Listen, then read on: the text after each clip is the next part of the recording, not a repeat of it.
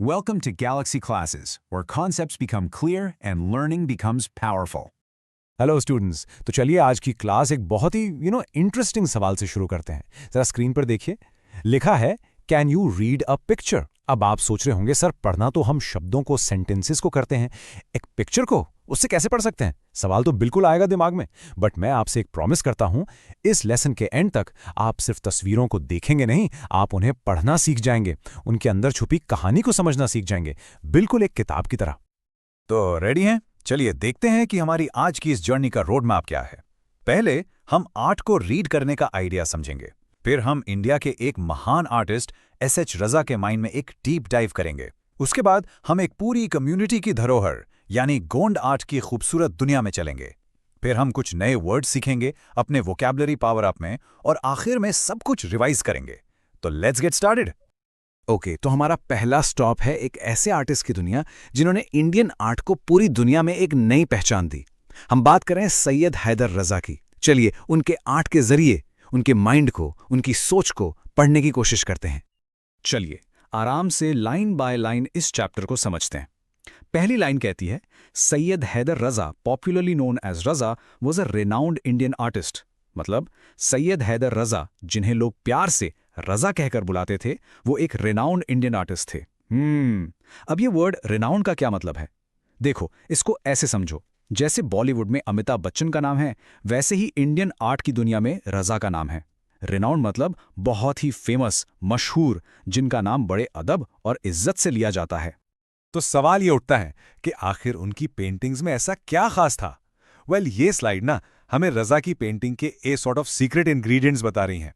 Screen पर ध्यान दीजिए, उनकी पेंटिंग्स की जो कैरेक्टरिस्टिक फीचर्स हैं, यानी उनकी जो खास बातें हैं, वो क्या थी?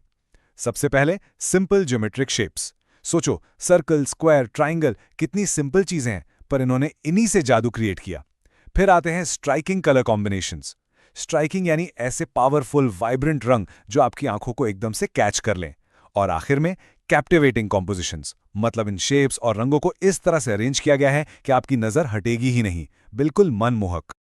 और उनके उन स्ट्राइकिंग कलर्स में से दो रंग तो उनके सिग्नेचर बन गए, उनकी पहचान बन गए।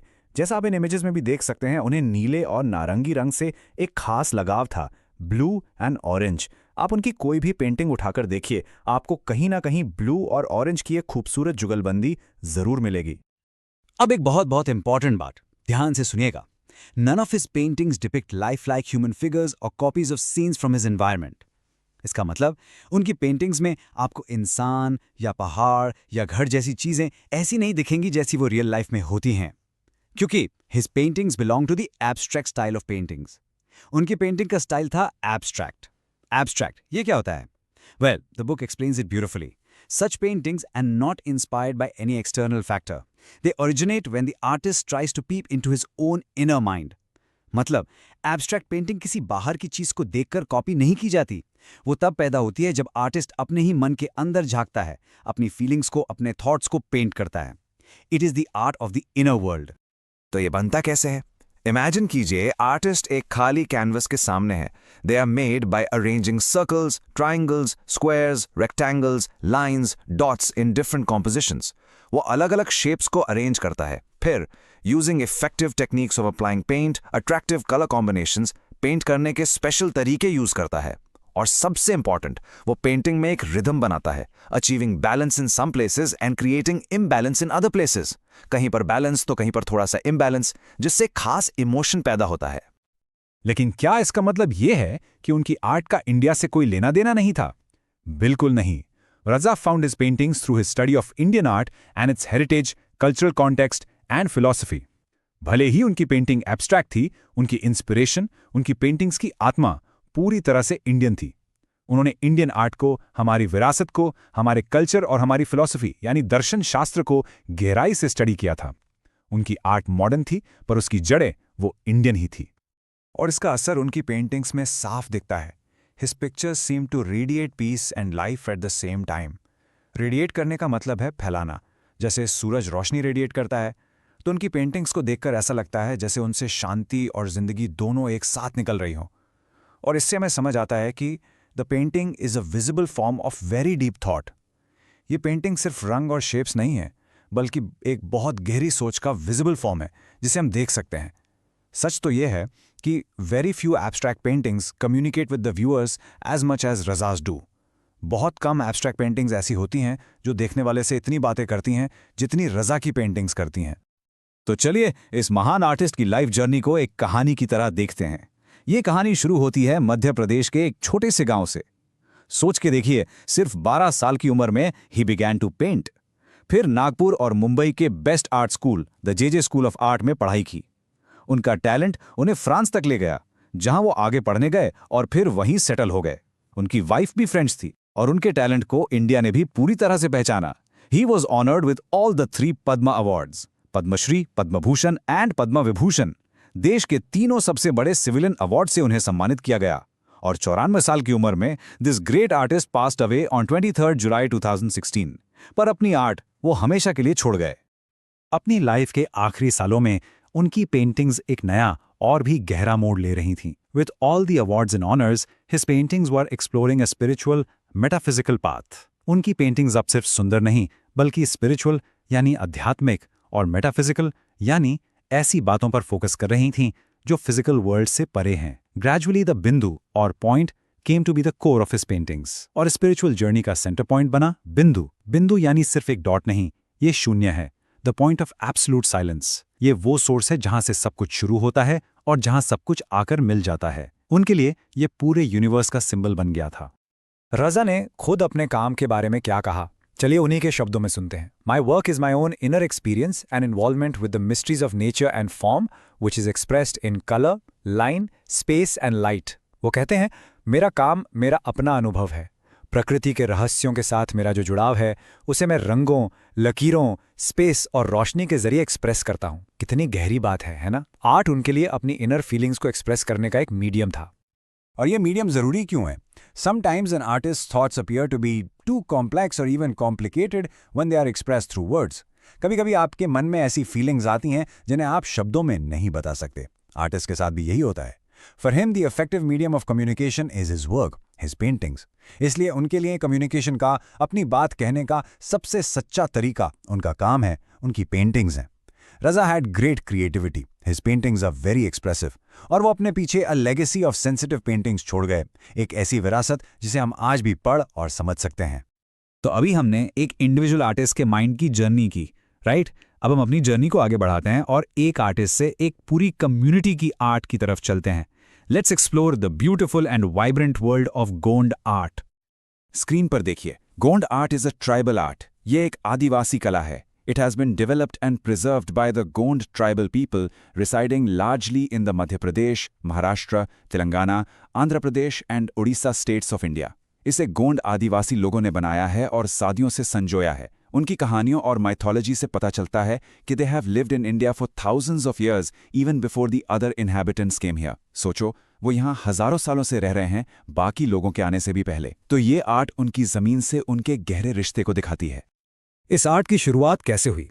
बहुत ही सिंपल तरीके से। Originally people used to draw pictures on the earthen walls of their houses. शुरू में लोग अपने घरों की मिट्टी की दीवारों पर पिक्चर्स बनाते थे। Most folk arts involve natural techniques of preparing colours and use of several mediums. ये कला एक पीढ़ी से दूसरी पीढ़ी तक आसानी से चली जाती है। A house decorated with beautiful pictures creates a pleasant atmosphere. और क्यों नहीं, सुंदर पिक्चर्स से सजे घर में एक खुशनुमा माहौल बनता है। ये बिल्कुल वैसा ही है जैसे हम दिवाली में रंगोली बनाते हैं। और इसके साथ ही art is a medium of recording and preserving what is seen. Art एक जरिया है जो कुछ भी हम देखते हैं उसे रिकॉर्ड करने का, उसे आने वाली जनरेशन्स के लिए संभाल कर रखने का। और इस आर्ट की सबसे खास बात पता क्या है?